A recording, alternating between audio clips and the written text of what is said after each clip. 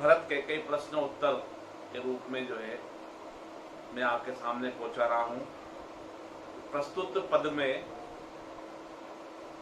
भरत और कैकेयी का प्रश्नोत्तर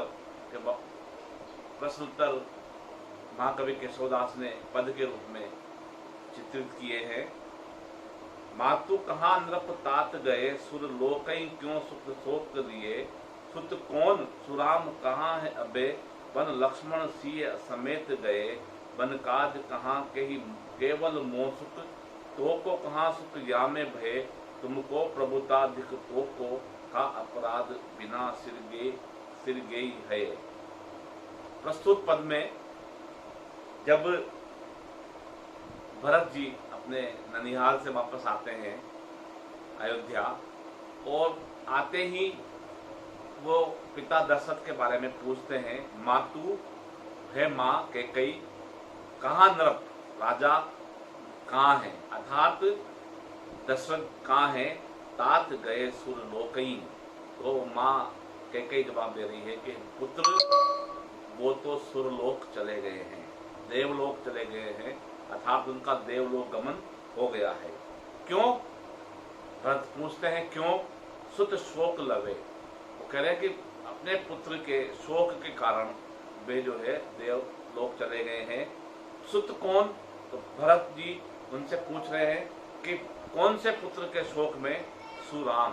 तो माता कैकेयी जवाब देती है कि राम के शोक में जो है वो देवलोक चले गए। कहाँ है अबे? फिर भरत पूछ रहे हैं माता से कि वे अब कहाँ हैं?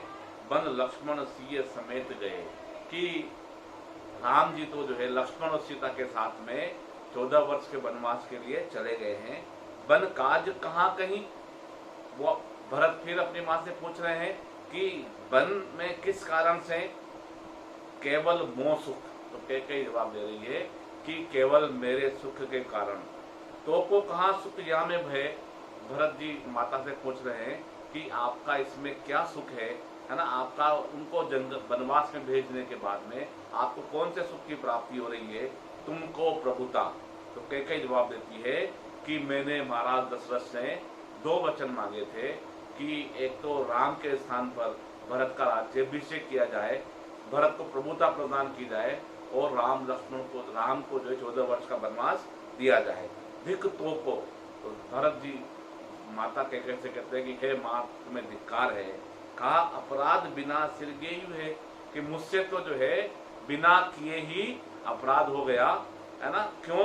क्योंकि भरत जी नहीं चाहते थे कि राम के स्थान पर वे राजगद्दी पर बैठे, और यही कारण है कि वे आत्मगलानी से पश्चाताप से पीड़ित होकर के कह रहे हैं कि हे भगवान मुझसे तो बिना करे ही ये अपराध हो गया है कि मुझे मेरे लिए राज्याभिषेक मांगते हुए मेरी माँ ने राम को 14 वर्ष के लिए वनवास भेज दिया है। एक प्रकार से ये जो है अयोध्या कांड के अंतिम समय के पद हैं, जब उसके बाद यहाँ से जो है अरण्य कांड प्रारंभ हो जाता है। आगे अरण्य कांड से एक जो है सवैया हम पढ़ते हैं। अब आप देखिए अरण्य कांड में जो है श्री राम जी का वनवास प्रारंभ हो जाता है, और वह एक स्थान से दूसरे स्थान पर गुजरते हुए आश्रय बनाते हुए निवास करते हुए आगे बढ़ रहे हैं, है ना। उसी कड़ी में जो है वो पंचवटी पहुंचते हैं, और पंचवटी पहुंचने पर वे वहाँ अपनी कुटिया बनाते हैं, वहाँ निवास करते हैं, और उसी निवास का चित्रण महाकवि केशवदास ने अपने इस पद में किया है।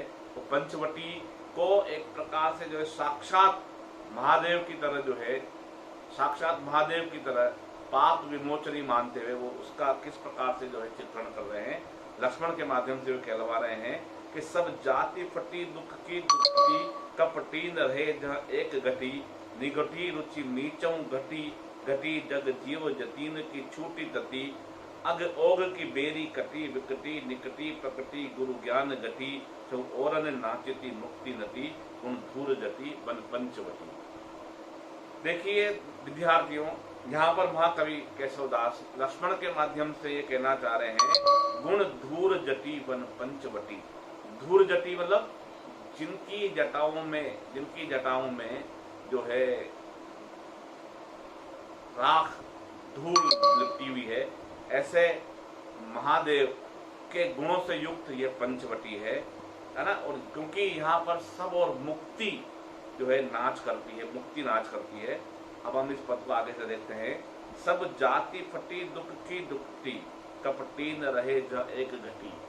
वो पंचवटी की महिमा का गुणगान करते हुए, पंचवटी के महात्म्य का गुणगान करते हुए लक्ष्मण कह रहे हैं कि सब जाति फटी दुख की दुखती, कि वहां जाते ही किसी विशेष व्यक्ति के नहीं बल्कि सब व्यक्तियों के वहां जाते ही उनकी जो दुख की जो दुपट्टा है, उनका दुख का जो दुपट्टी है वो फट जाती है ना। यहाँ पर महाकवि केशवदास ये कहना चाह रहे हैं कि पंचवटी में जाते ही सब लोगों के दुखों का नाश हो जाता है, सब लोगों को दुखों से मुक्ति मिल जाती है।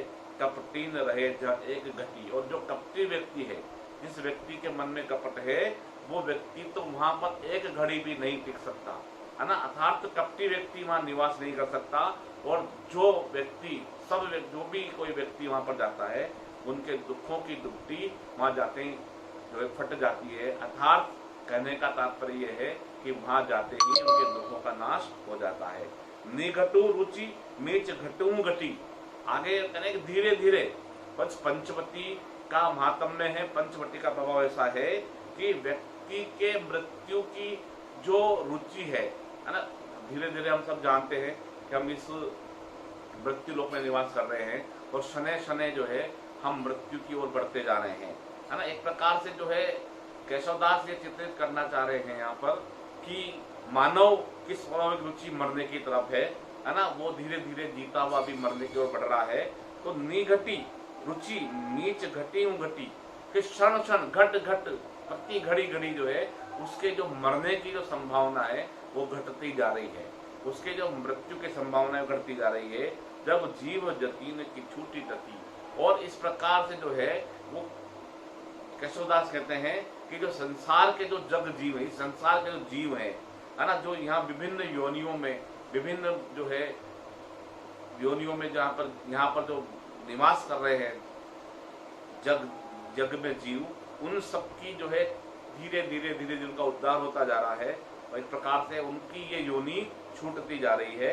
अग ओग की बेरी कटी व्यक्ति। और आगे केशवदास लिखते हैं कि अग ओग से तात्पर्य यहाँ पर महापाप से, कि लोगों के बड़े बड़े पापों से जो बेड़ियां हैं वे भी इस पंचवटी में आने पर कट जाती है। निकटी प्रकृति गुरु ज्ञान घटी। और यहाँ पर पहुंचने मात्र से व्यक्ति के भीतर ज्ञान की, गुरु ज्ञान की बहुत बड़ी गठरी प्रकट हो जाती है। इस प्रकार से जो है यहाँ पर केशवदास लिखना चाहते हैं कि चौकोरन नाचती मुक्ति नती उन दूर जटी पंचवटी। वो कहना चाह रहे हैं कि चौकोरन, यहाँ इस पंचवटी में चारों ओर नाचती है मुक्ति रूपी नटी। मुक्ति मोक्ष, मुक्ति से तात्पर्य मोक्ष से है।